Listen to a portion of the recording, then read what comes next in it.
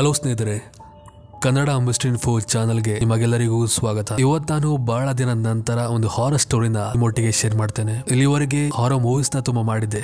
Next ಯಾವ್ದು ಮಾಡ್ಬೇಕಂತ ಗೊತ್ತಾಗ್ತಿಲ್ಲ. ಪ್ಲೀಸ್ ಸಜೆಸ್ಟ್ ಮಾಡಿ, ನಂತರವೇ ನಾನು ಮೂವಿ ಕಡೆ ಹೋಗ್ತೀನಿ. ಸೊ ಸದ್ಯದ ಮಟ್ಟಿಗೆ ಕೆಲವು ಹಾರರ್ ಸ್ಟೋರಿಗಳನ್ನ ಹೇಳುವಂತ ಒಂದು ಕತೆ ಒಟ್ಟಿಗೆ ಬಂದಿದ್ದೀನಿ. ಈ ಕತೆ ಆಕ್ಚುಲಿ ಆಗಿದ್ದು ಬೆಂಗಳೂರಲ್ಲಿ. ಆಲ್ಮೋಸ್ಟ್ ಎಲ್ಲಾ ಜನರಿಗೂ ಈ ಕತೆ ಕನೆಕ್ಟ್ ಆಗುತ್ತೆ. ನಿಜವಾಗ್ಲೂ ಕತೆ ಚೆನ್ನಾಗಿದೆ. ಹಾರರ್ ಸ್ಟೋರಿನ ಯಾರೆಲ್ಲ ಇಷ್ಟಪಡ್ತಿರೋ, ಅದು ರಿಯಲ್ ಫೇಕಾ ಏನಾದ್ರೂ ಆಗಿರ್ಲಿ ಅಂತ ಇಷ್ಟಪಡ್ತಿರೋ ಅವರೆಲ್ಲ ಈ ಕತೆನ ಕೇಳ್ತಾ ಹೋಗಿ. ಒಂದು ವೇಳೆ ಇಷ್ಟ ಆದ್ರೆ ದಯವಿಟ್ಟು ಲೈಕ್ ಕಮೆಂಟ್ ಆಗಿ ಶೇರ್ ಮಾಡಿ. ಸೊ ಹಾಗಾದ್ರೆ ಹೆಚ್ಚಿನ ಟೈಮ್ ವೇಸ್ಟ್ ಮಾಡದೆ ಸೀದಾ ಈ ಕತೆ ಕಡೆ ಹೋಗೋಣ.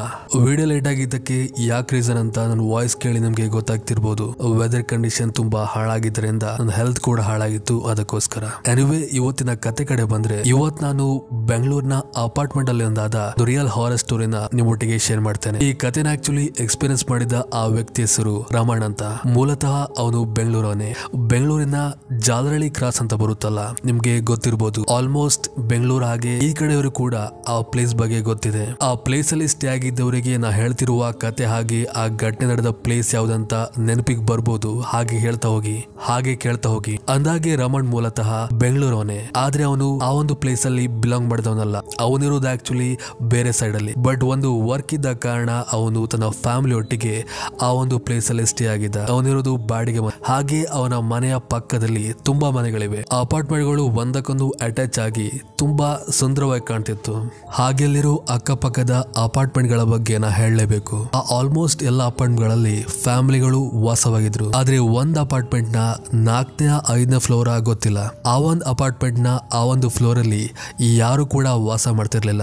ಇವನ್ ಈ ವಿಷಯ ನಮ್ಮ ರಮಣ್ಗೆ ಅವನ ಮನೆಯವರು ಕೂಡ ಗೊತ್ತಿತ್ತು. ಒಂದಿನ ರಮಣ್ಗೆ ರಜೆ ಇದ್ದ ಕಾರಣ ಅವನು ಹಾಗೆ ಅವನ ಅಕ್ಕಪಕ್ಕದ ಸ್ನೇಹಿತರೆಲ್ಲ ಸೇರಿ ಆ ಒಂದು ಅಪಾರ್ಟ್ಮೆಂಟ್ ಬಗ್ಗೆ ಮಾತಾಡ್ತಿರ್ತಾರೆ. ಅವರಿಗೆ ಬಂದ ಸುದ್ದಿ ಏನಪ್ಪಾ ಅಂದ್ರೆ, ಆಕ್ಚುಲಿ ಅಪಾರ್ಟ್ಮೆಂಟ್ ನ ಆ ಫ್ಲೋರ್ ಅಲ್ಲಿ ದೆವ್ವಗಳ ಕಾಟ ಇದೆ. ಅದಕ್ಕೋಸ್ಕರ ಆ ಫ್ಲೋರ್ ಅನ್ನ ಯಾರು ಕೂಡ ತಗೊಳ್ತಿಲ್ಲ. ತಗೊಂಡವರು ಕೆಲವೇ ದಿನಗಳಲ್ಲಿ ಖಾಲಿ ಮಾಡಿ ಓಡಿ ಹೋಗ್ತಿದಾರಂತ. ಈ ವಿಷಯ ಅಲ್ಲಿದ್ದ ಆಲ್ಮೋಸ್ಟ್ ಎಲ್ಲ ಮನೆಗಳು ಕೂಡ ಹಬ್ಬಿ ಆ ಅಪಾರ್ಟ್ಮೆಂಟ್ ಅಲ್ಲಿರುವ ಆ ಫ್ಲೋರ್ ನ ಕೊಂಡ್ಕೊಳ್ಳಿಕ್ಕೆ ಯಾರು ಕೂಡ ಬರುದಿಲ್ಲ. ಹಾಗೆ ಅಪಾರ್ಟ್ಮೆಂಟ್ ನ ಕೊಂಡ್ಕೊಳ್ಳಿಕ್ಕೆ ಬರುವ ಆ ಜನಗಳಿಗೆ ಹೇಗೋ ಬೇರೆಯವ್ರ ಮೂಲಕ ಆ ವಿಷಯ ಗೊತ್ತಾಗಿ ಅವರು ಆ ನೆಕ್ಸ್ಟ್ ಡೇನೆ ಆ ಒಂದು ಪ್ಲಾನ್ ನ ಕ್ಯಾನ್ಸಲ್ ಮಾಡ್ತಿದ್ರು. ಸೊ ಇದೇ ರೀತಿಯಾಗಿ ಅವರ ಲೈಫ್ ಆಗಿ ಆ ಒಂದು ಅಪಾರ್ಟ್ಮೆಂಟ್ ನ ಲೈಫ್ ಸಾಗ್ತಿರುತ್ತೆ. ಈ ರಮಣ್ಣ ಲೈಫ್ ಕೂಡ ನಾರ್ಮಲ್ ಆಗಿ ಸಾಗ್ತಿರುತ್ತೆ. ಆದ್ರೆ ಒಂದಿನ ರಾತ್ರಿ ಮಾತ್ರ ಅವನು ಯಾವತ್ತೂ ಕಾಣದಿರುವ ಒಂದು ದೃಶ್ಯ ಆಗಿ ಒಂದು ಘಟನೆ ಎಕ್ಸ್ಪೀರಿಯನ್ಸ್ ಮಾಡ್ತಾನೆ. ಅದೇನಪ್ಪ ಅಂದ್ರೆ, ಆ ದಿನ ನೈಟ್ ಅವನು ಆಫೀಸ್ ಇಂದ ಮನೆಗೆ ಬರುವಾಗ ತುಂಬಾ ಲೇಟ್ ಆಗಿತ್ತು. ಆಫೀಸ್ ಅಲ್ಲಿ ಏನೋ ಕೆಲಸ ಇದ್ದ ಕಾರಣ ಅವನು 11 ಗಂಟೆವರೆಗೆ ಅಲ್ಲಿದ್ದು ಅನಂತರ ಬೈಕ್ ಮೂಲಕ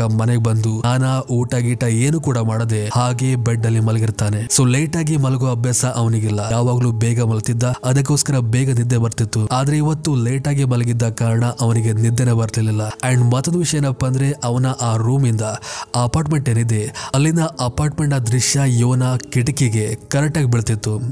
ಇವನು ವಿಂಡೋ ಓಪನ್ ಮಾಡಿದ್ರೆ ಸಾಕು, ಮಲಗಿದ್ದಲ್ಲೇ ಆ ಅಪಾರ್ಟ್ಮೆಂಟ್ ನ ನೋಡ್ತಿದ್ದ.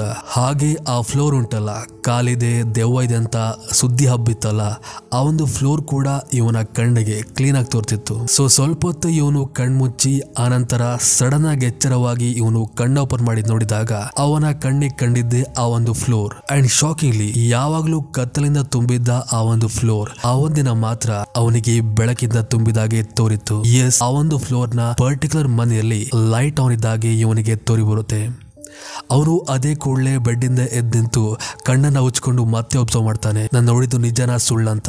ಎಸ್, ಅವ್ನು ನೋಡಿದ್ದು ನಿಜನಾಗಿತ್ತು. ಆ ಫ್ಲೋರ್ ಅಲ್ಲಿರುವ ಆ ಒಂದು ಪರ್ಟಿಕ್ಯುಲರ್ ಮನೆಯಲ್ಲಿ ಲೈಟ್ ಆನ್ ಆಗ್ತಿತ್ತು. ಅಂಡ್ ಅದು ಒಂದ್ ರೀತಿಯಾಗಲ್ಲ, ತುಂಬಾ ರೀತಿಯಲ್ಲಿ. ಅಂದ್ರೆ ಒಂದ್ಸಲ ಒಂದ್ ಬಣ್ಣದ ಲೈಟ್ ಆನ್ ಆಗಿದ್ರೆ ಮತ್ತೊಂದ್ಸಲ ಮತ್ತೊಂದ್ ಬಣ್ಣ. ಹಾಗೆದು ಕಾನ್ಸ್ಟೆಂಟ್ ಆಗಿ ಆನ್ ಆಗಿರ್ಲಿಲ್ಲ, ಬ್ಲಿಂಕ್ ಆಗ್ತಿತ್ತು, ಆಫ್ ಆಗೋದು ಆನ್ ಆಗೋದಂತ. ಇವನು ಮತ್ತೆ ಚೆಕ್ ಮಾಡ್ಬೇಕಂತ ಸೀದಾ ಆ ಕಿಟಕಿ ಮುಂದೆ ಬಂದು ಡೀಪ್ ಆಗಿ ಅಬ್ಸರ್ವ್ ಮಾಡ್ತಾನೆ. ಹಾಗೆ ತನ್ನ ರೂಮ್ ಅಲ್ಲಿ ಇದ್ದ ಬೈನಾಕ್ಯುಲರ್ ಮೂಲಕ ಅವನು ಆ ಫ್ಲೋರ್ ಅನ್ನ ಅಬ್ಸರ್ವ್ ಮಾಡ್ತಾನೆ.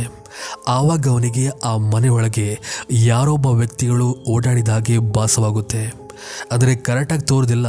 ಈ ಶ್ಯಾಡೋ, ನೆರಳಂತಾರಲ್ಲ, ಆ ನೆರಳುಗಳು ಮೂವ್ ಆದಾಗೆ ಅವನಿಗೆ ತೋರಿ ಬರುತ್ತೆ. ಅಂಡ್ ಅದನ್ನ ಕಂಡು ಅವನಿಗೆ ನಿಜವಾಗ್ಲೂ ಗಾಬರಿಯಾಗಿ ಅದೇ ಕೂಡಲೇ ಬೈನಕುಲ್ನ ಬಿಸಾಡಿ ಬೆಡ್ ಮೇಲೆ ಬಂದು ಆವಾಗ ಅವನಿಗೆ ಅನಿಸುತ್ತೆ, ಜನಗಳು ಹೇಳೋ ಪ್ರಕಾರ ಆ ಒಂದು ಫ್ಲೋರ್ ಅಲ್ಲಿ ದೆವ್ವಗಳು ಓಡಾಡೋದು ನಿಜವೇನೋ, ಯಾವತ್ತೂ ಕಾಣದಿರೋದು ನನಗೆ ಇವತ್ತ್ಯಾಕೆ ಕಾಣ್ತು, ಅಥವಾ ನಾನು ಇವತ್ತೇ ಅಬ್ಸರ್ವ್ ಮಾಡಿದ್ನ, ಇಷ್ಟು ದಿನ ಆಗ್ತಿತ್ತೇನೋ, ಇವತ್ತು ಲೇಟ್ ಆಗಿ ಮಲಗಿದ್ದ ಕಾರಣ ನನಗೆ ಈ ಒಂದು ದೃಶ್ಯ ಅನುಭವ ಮಾಡ್ಲಿಕ್ಕೆ ಸಿಕ್ತೇನೋ ಅಂತ ಅವನಿಗೆ ನಿಜವಾಗ್ಲೂ ಶಾಕ್ ಆಗುತ್ತೆ. ಹಾಗೆ ಅದರ ನೆಕ್ಸ್ಟ್ ಡೇ ಅವನು ಎಲ್ಲಾ ಫ್ರೆಂಡ್ಸ್ ಹತ್ತಿರ ಆ ವಿಷಯ ಹೇಳ್ತಾನೆ. ಕೆಲವರು ನಂಬಿದ್ರೆ ಕೆಲವರು ಸುಳ್ಳಂತ ಅವನ ವಾದನ ಅಲೆಗಳಿತಾರೆ. ಅದಾದ ನೆಕ್ಸ್ಟ್ ದಿನ ಕೂಡ ಅವನು ಅದೇ ಘಟನೆನ ಅದೇ ಸೇಮ್ ಎಕ್ಸ್ಪೀರಿಯನ್ಸ್ ನ ಆ ಒಂದು ಫ್ಲೋರ್ ಅಲ್ಲಿ ನೋಡ್ತಾನೆ. ಹೀಗೆ ಒಂದು 3-4 ದಿನ ಆದ ನಂತರ ಆ ಒಂದು ಘಟನೆ ನಡೆಯುವುದು ಸ್ಟಾಪ್ ಆಗುತ್ತೆ. ಇವನಿಗೆ ನಿಜವಾಗ್ಲೂ ಅರ್ಥ ಆಗುದಿಲ್ಲ ಅದು ನಿಜನ ಸುಳ್ಳ ಅಂತ.